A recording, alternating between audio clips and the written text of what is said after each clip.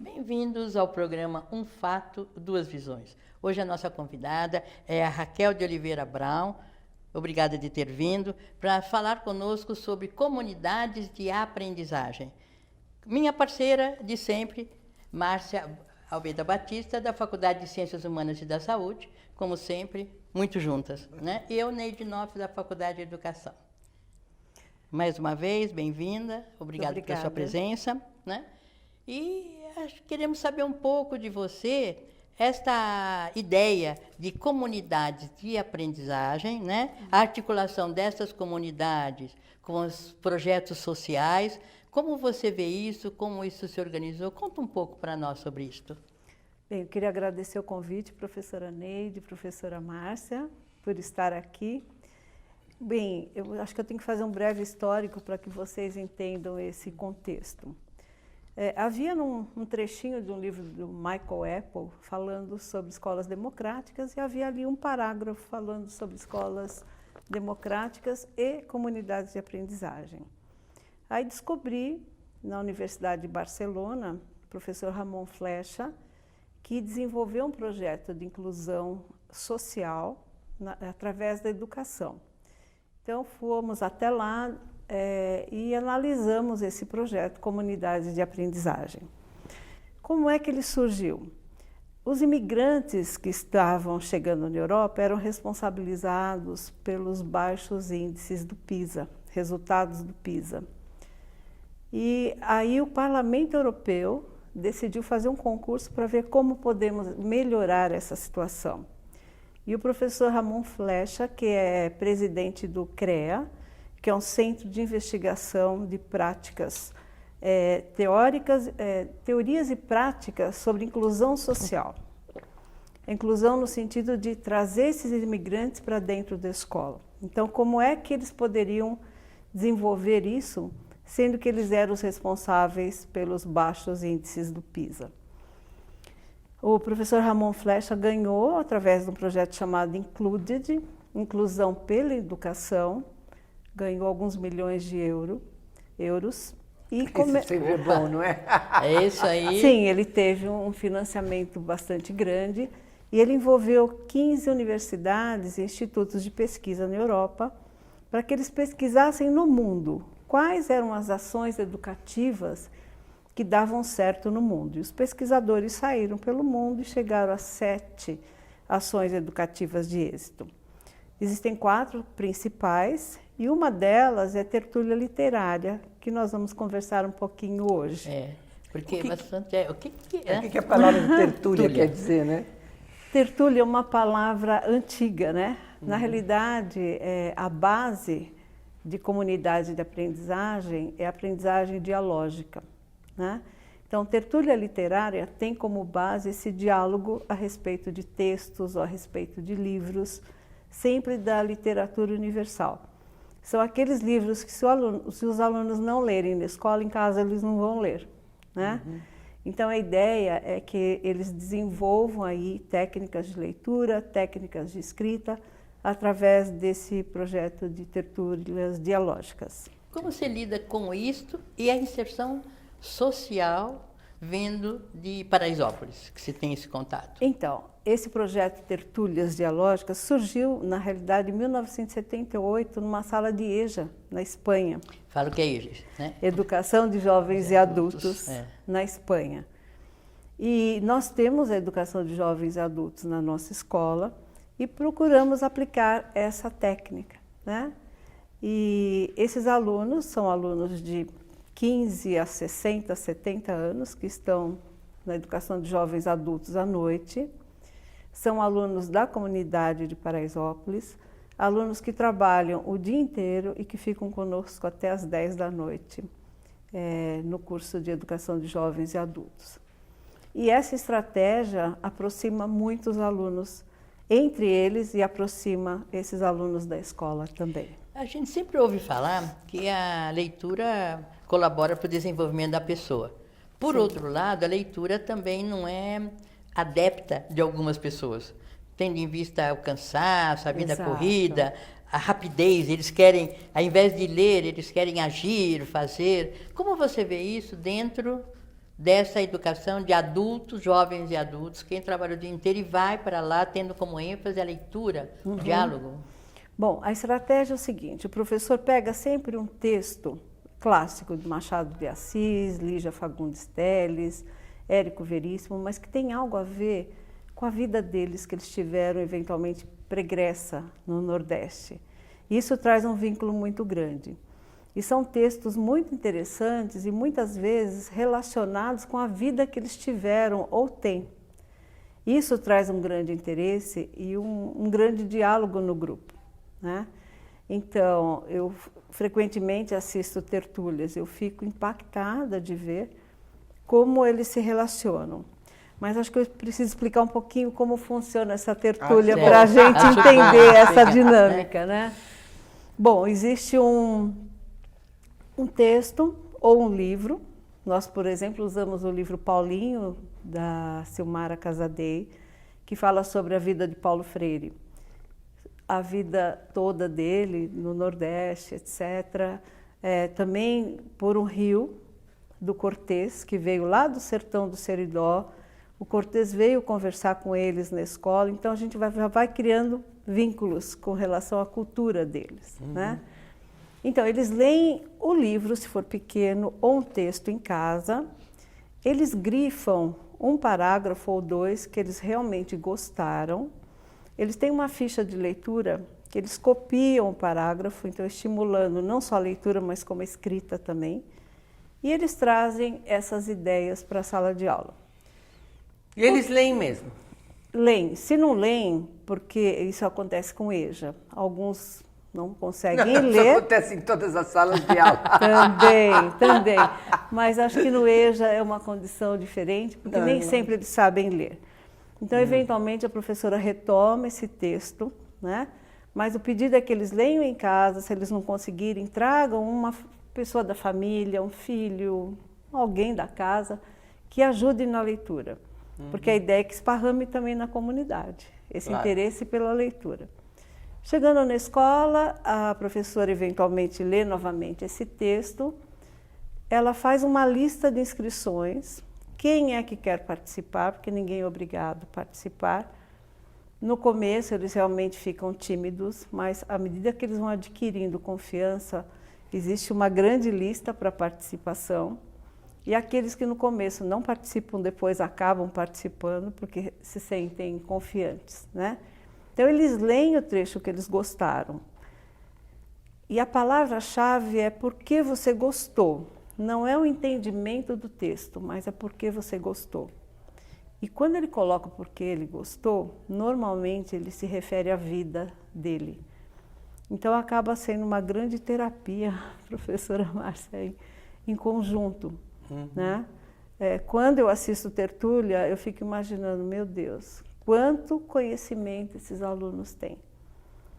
Conhecimento de vida, né? Isso que você está falando tem muito a ver com as ideias do Paulo Freire. Ah, sim. Né? Quer dizer, na verdade, a origem pode ser na Espanha, tal, mas... O princípio fundamental da proximidade com a vida Exato, do aluno, com a vida, né? a história deles. Exatamente. Quer dizer, o desencadeador do conhecimento, da aprendizagem, é ele com a sua própria história, né? Que o Paulo Freire já...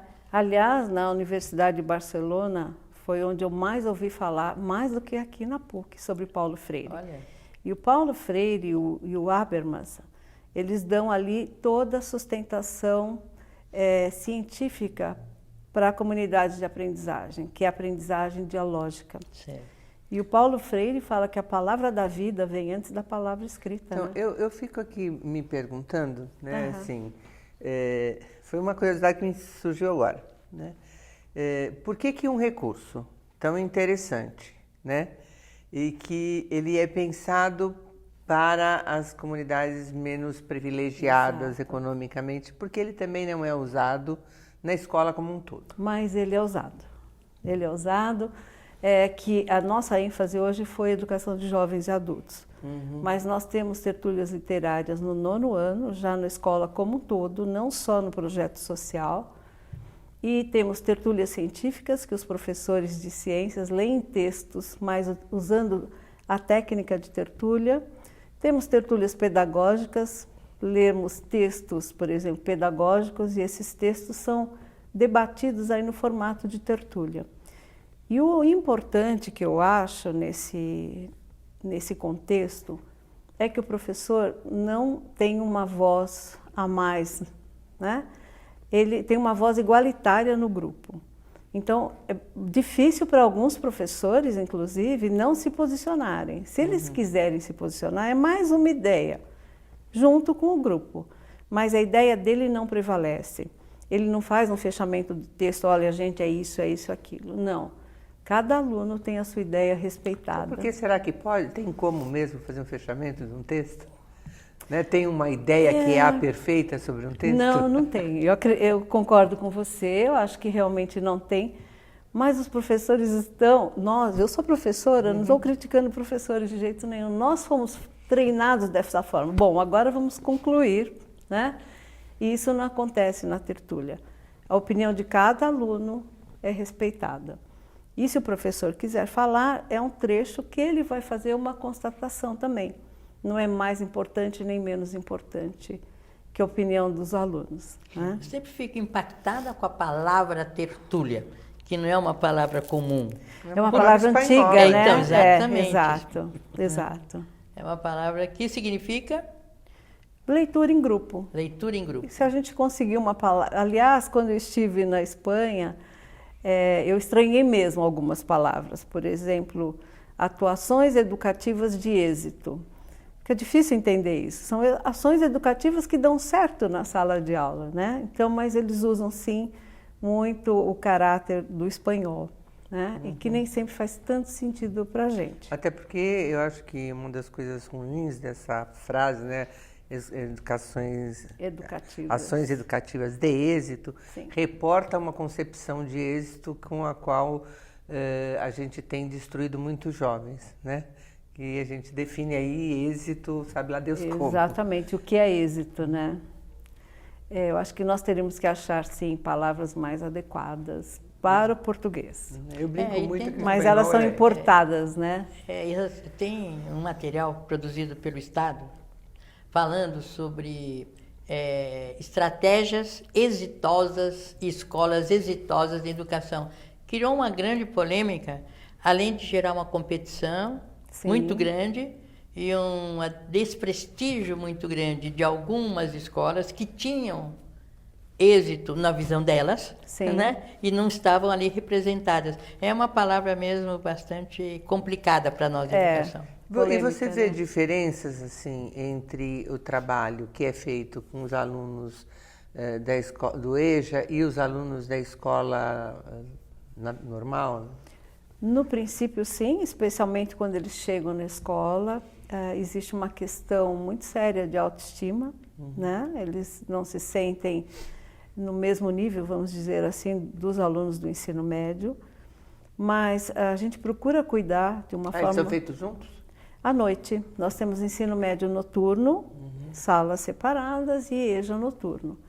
Então, a forma deles entrarem na escola, no começo, eles entram de uma forma muito tímida. Aos poucos, eles vão percebendo que o espaço é deles e é para eles, né?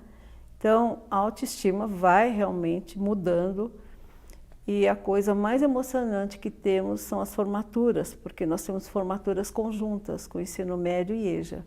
Os textos que eles elaboram são incríveis. É assim, de chorar. Porque eles contam essa mudança que aconteceu durante os anos. Dentro da escola, vamos dizer, dos alunos regularmente matriculados na escola, nos períodos normais, sim, também tem a tertúlia? Também. No Fundamental 2, como eu falei, 9º ano, temos a tertúlia, não só no currículo da Escola da Comunidade, mas nos demais currículos também. Foi uma influência ao contrário? Foi. Porque eu e uma outra diretora da Escola da Comunidade fomos para Barcelona Trouxemos essas ideias e os coordenadores perceberam que estava sendo feito na Escola da Comunidade e levaram para os outros currículos. Então foi sim, houve uma inversão. Feliz, né? Muito, né? A escola também, ela trabalha numa visão, além dessa questão dialógica, interdisciplinar. Sim. Né? Como Sim. é essa questão interdisciplinar dentro do EJA? Olha, é muito mais fácil, especialmente no ciclo 1, porque existe uma professora, uma pedagoga. Então ela consegue fazer essas conexões interdisciplinares. Mais difícil no Fundamental 2 do EJA e o ensino médio do EJA, que ainda a gente mantém as características da disciplinaridade, né?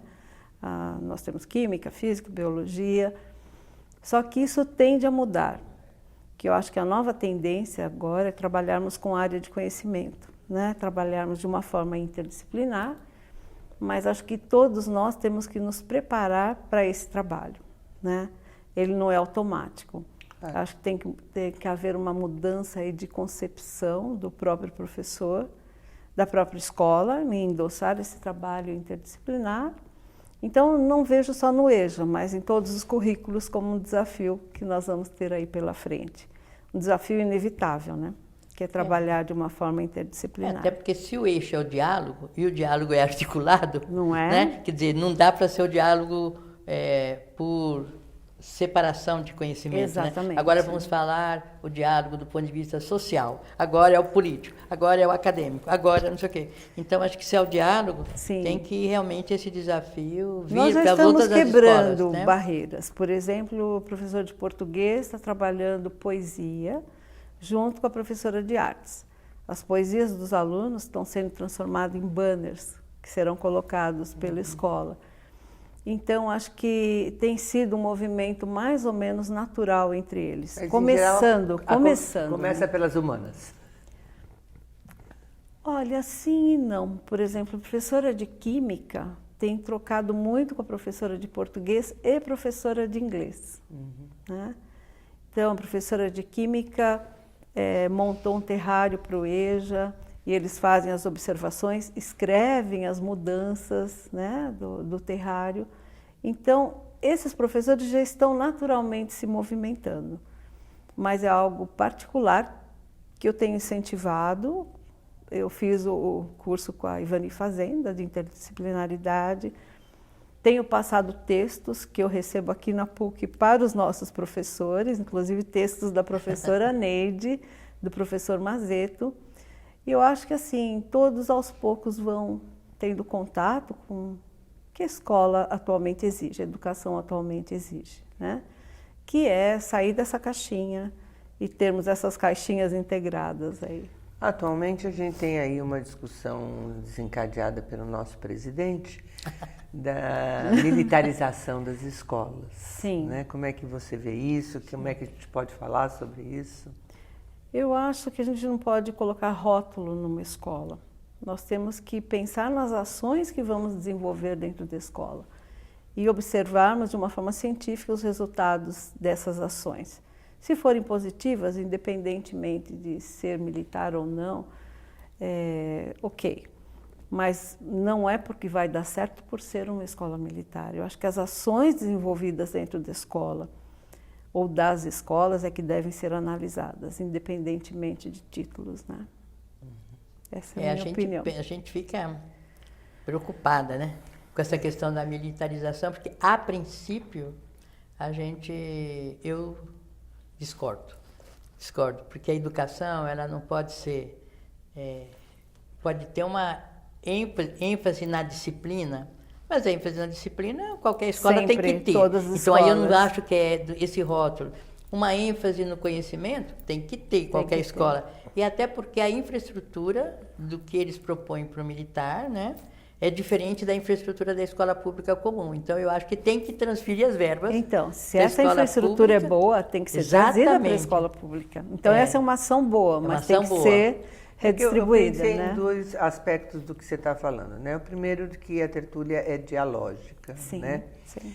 E o diálogo implica em diferenças, Serem respeitadas. né? E implica no aluno dizer o que pensa sobre o que está lendo, e não Exato. ele engolir o que o professor diz sobre o que está tendo. Exatamente.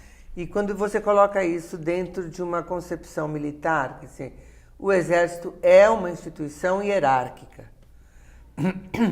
Talvez... E uma hierarquia, ela não é dialógica. Não, claro que ela não. é hierárquica. Claro que não. Né? Então, como é que Acho que são isso mudanças, se né? articula? Até porque você vem de um colégio que foi conhecido na minha adolescência como um colégio muito rígido. Né? Foi, Exatamente. felizmente. Né? Um colégio forte, um colégio importante, mas um colégio rígido. Sim. Que era um valor, inclusive. Né? Um colégio que exige, que demanda, que coloca no vestibular. Então, você está falando de um espaço muito diferente disso. Sim, né? E eu convivi, estou há 32 anos nessa instituição, né? Convivi com essa etapa e te diria que de 2012 para cá houve uma reformulação.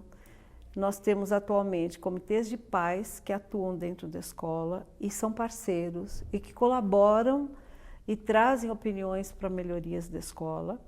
Temos comitês de alunos e comitês de professores.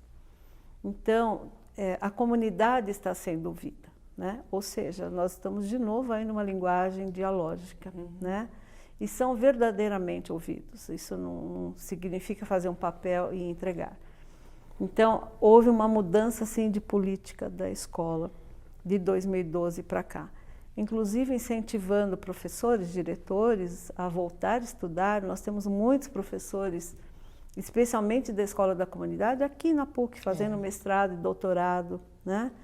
Então, eu acho que houve uma mudança, e essa mudança foi muito benéfica para todos, da comunidade, pais, alunos, professores, diretores. Isso trouxe uma harmonia muito maior, até, acredito eu, por esse diálogo. Eu super valorizo esse lado, porque vários diretores de escola, eles valorizam o conhecimento, a cultura do professor, mas não facilitam a vida dele. Não permitem que faça estágio, não permitem que faça curso. Vários estudantes de pedagogia têm que sair antes do final da aula, porque tem que assumir, inclusive, a portaria da escola, que não seria necessariamente obrigação do professor, obriga o professor na porta da escola recebendo. Então, eu acho que isso que a sua escola faz, que é, inclusive, valorizando. Financeiramente pagando, sim, quer dizer, também. dando a ele um subsídio para pegar. Além da abertura do espaço, do existe espaço um subsídio, de diálogo sim. tal, também tem a infraestrutura financeira, que eu acho que falta a muitos colegas, né, nessa crise toda, valorizar o conhecimento do professor, inclusive subsidiando sua própria construção de conhecimento. Né? Quantas pessoas, mais ou menos, participam desse projeto?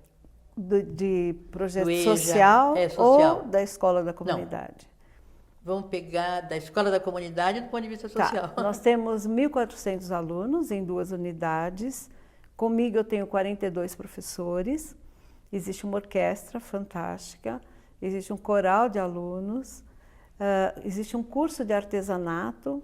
E esse curso de artesanato passa a ser um atrativo para que essas mães migrem para a EJA. Como eu falei, eles entram timidamente no início na escola. E quando elas vêm para o curso de artesanato, aprendem a fazer panos de prato, pintar caixinhas de madeira, cobertura de jarras, elas fazem coisas lindíssimas.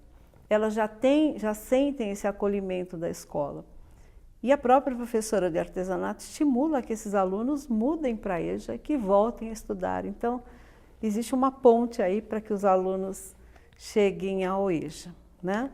Então, nós temos em torno de 1.400 alunos divididos em 2 unidades, 900 comigo nesse projeto social, incluindo artesanato, 4 salas de EJA, 9 salas de ensino médio, 7 salas de ensino fundamental 1 e 2, mais educação infantil. É interessante ouvir você falar, mais do que ouvir, ver você falar, né? Porque assim fica explícito na sua expressão o que isso transforma para você, o que isso te traz de prazer, Traz. Porque você vai expressando isso no rosto. Ah, que bom, que bom, porque eu estou 16 anos à frente desse projeto e eu diria que eu aprendi com eles. Eu mudei os meus valores, então algumas coisas eu não consigo mais fazer como eu fazia antes, porque eu sempre penso, poxa, nós temos alunos que têm tantas necessidades, né? Então eu não posso me dar o direito de fazer algumas coisas, né? Podia Porque dar a um gente exemplo? pensa, por exemplo, joia. Eu só uso bijuteria agora. No passado, eu nunca usei grandes joias, mas eu usava sempre ouro. Agora, o ouro, minha aliança só. Eu acho que em respeito e quanto custa um brinco, uma joia, quanto um pai da comunidade ganha naquele mês, né? Então, eu passei a rever alguns valores próprios, meus, meu estilo de É vida. interessante ouvir você, porque minha filha quando trabalhou no estado, e uma vez ela foi fazer uma distribuição de renda, não me lembro exatamente o que é, e à tarde nós fomos comprar um presente para minha irmã que fazia 50 anos. E a minha filha literalmente despencou na joalheria, chorando Sim. muito, porque ela dizia assim, mãe, isso aqui é o mesmo valor que a gente distribuiu para não sei quantas famílias lá. É isso. É isso. E muitas vezes nós sabemos das necessidades de alguns alunos que acabam chegando por vias indiretas, dos próprios colegas. Então, sem ninguém saber, cada um traz um pouco de cesta básica, nós deixamos ali na nós secretaria. Estamos chegando, viu, Raquel, no final do programa. Que pena, que pena. Uma conversa muito bem boa. Tranquila, bem dialógica, né, Marcela? Está bem dialógico. É um processo dialógico, dialogicamente falando. Então, assim, tem alguma mensagem especial que você quer dar? Já apresentei um pouco o livro das comunidades de aprendizagem, né? O trabalho que vocês fazem. Alguma mensagem especial que você queira deixar para a gente fechar o programa? Eu gostaria, sim. Nós somos uma fundação, temos 1.400 alunos gratuitos dentro da escola. Se cada escola tivesse pelo menos 10 alunos não pagantes, nós mudaríamos um pedacinho dessa sociedade. Então, na realidade, seria um pedido que as escolas abrissem um pouquinho a cabeça e começassem a inserir pessoas carentes. Todos nós ganhamos, tenho certeza disso. Não é benéfico só para os alunos, é benéfico para a escola, para a instituição. A riqueza que eles trazem culturalmente, quando eu participo das tertúlias, eu fico calada, porque eu fico ali absorvendo as histórias de vida. E fico pensando, gente, quem é que tem conhecimento aqui nesse grupo? Com essa mensagem tão bonita, né? Todos nós abrirmos espaço para as diferenças e vivermos com ela, a gente encerra o programa de hoje. Até o próximo momento. Obrigado pela presença de vocês também.